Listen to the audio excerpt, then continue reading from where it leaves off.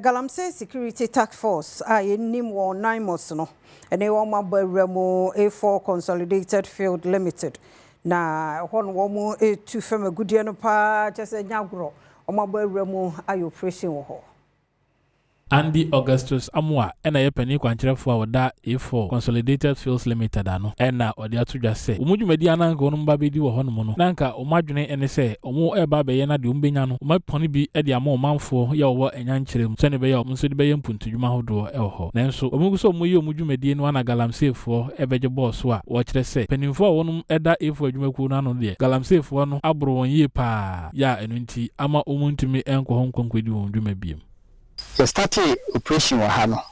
Na ye nisu adi say the mine e support your any your community, any all your stakeholders. Communities ni bi wahano. E bi adase, Anyankyerem, amamon ena architecture so. Ye ni mu na akwa pam a ye wo the phone bibia e be wa bia no. Ye be $2 per ounce. E be kwa kotu e be ama omo.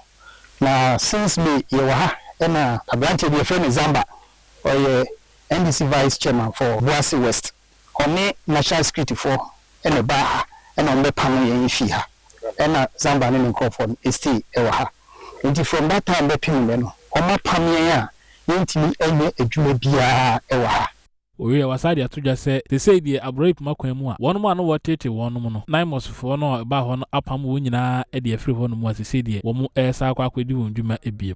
Na Nyankyerem ene ena yehu se yewa John Hammer na nisu adi hu waka se obetu small scale illegal mining ase no ene de yenso yate dede ene yehu se on de osayo ema NAIMOS abaha ababe pam sa illegal miners ni na afiha ye ekuta legitimate license yewe nisu adi hu se ebe bi adwuma ma afa edom no sesi ano ekwan na bi se yenso ibetimi atoaso ifa akwanya weso eda omampanyin ase His Excellency President John Dramani